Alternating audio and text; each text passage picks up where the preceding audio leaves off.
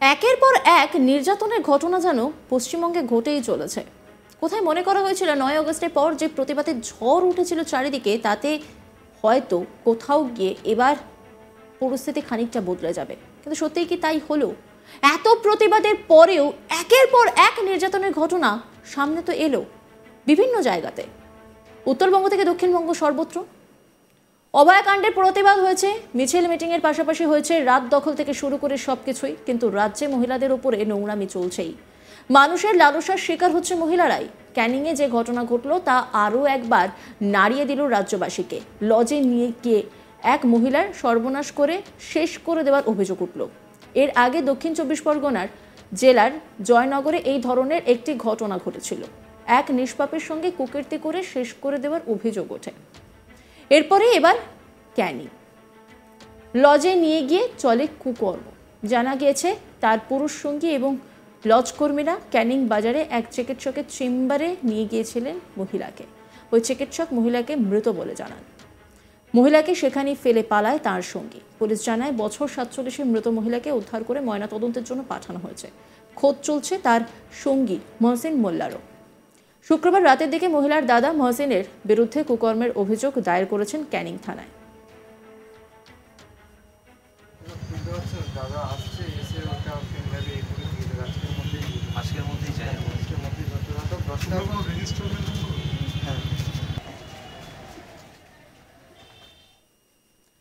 লজের manager Shubhankar সেনাপতি তিনি কি বলছেন শোনাবো আপনাদের। নিচে পোস্টিংয়ে যেখানে ওখানে বসেছিলাম, ওই কাস্টমারটা এসেছিল 10:55। কাস্টমার সাইন করে যেমন নর্মালি প্রসিজার করে আমরা কাস্টমারকে এন্ট্রি করে ওনাকে 8 নম্বর রুম দেওয়া হয়েছিল। উনি রুমে চলে এসছে। রুমের ভিতরে আমাদের কোনো ফুটেজ থাকে না। কিছুক্ষণ পরে কাস্টমার এসে বলছে যেরকম প্রবলেম হয়েছে, মহিলাটা দম নিতে শ্বাস নিতে কষ্ট হচ্ছে। সঙ্গে সঙ্গে আমাদের স্টাফ কম ছিল, 4 জন স্টাফ থাকি, তো 2 জন ছুটিতে আছে, 2 জন ছিল। সঙ্গে সঙ্গে একজনকে পাঠালাম। উনি উপরে এসে দেখলো যে না, মহিলাটা ওই বাইরে মানে সেন্সলেস হয়ে আছে, আচ্ছা, শ্বাস চলছে।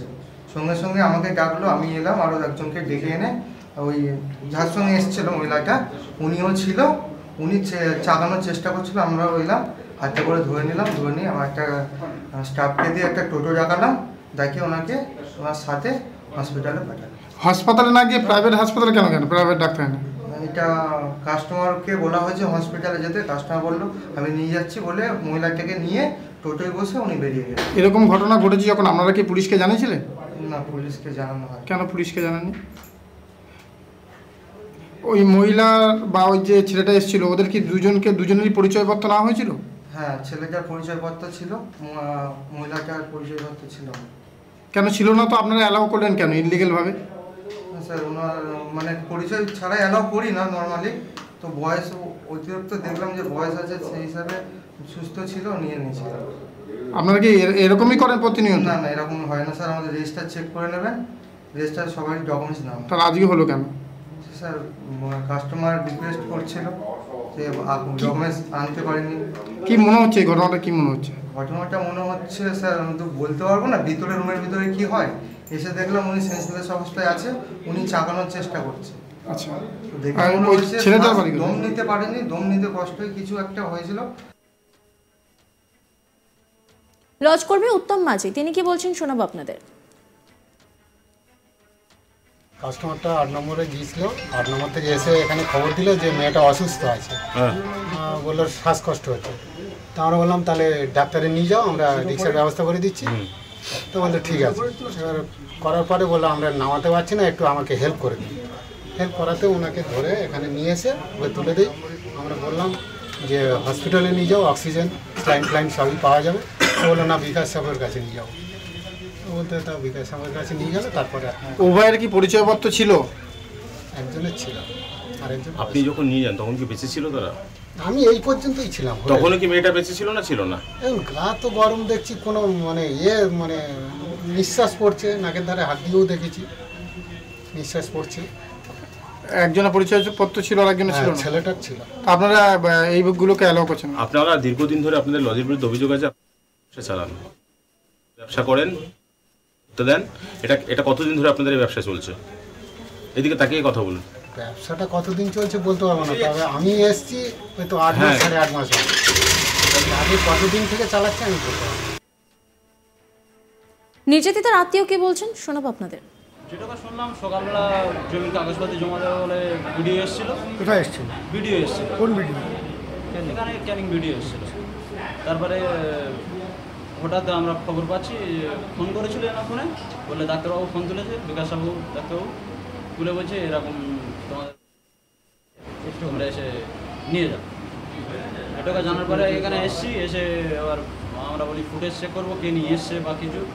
তারপরে চেক করলো, তা ছেলেটাকে আমরা চিনি, আমাদের বাড়ির ধারে ঘর। কি নাম তার?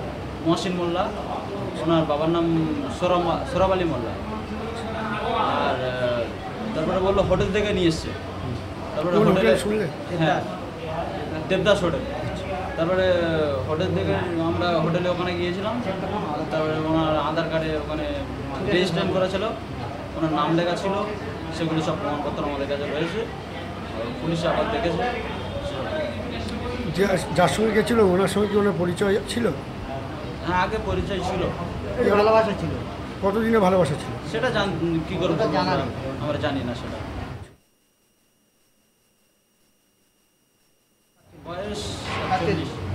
কোথায় বাড়ি? বাড়ি গোবরামণি। তো উনি কি হচ্ছে একা নাকি সংসার আছে?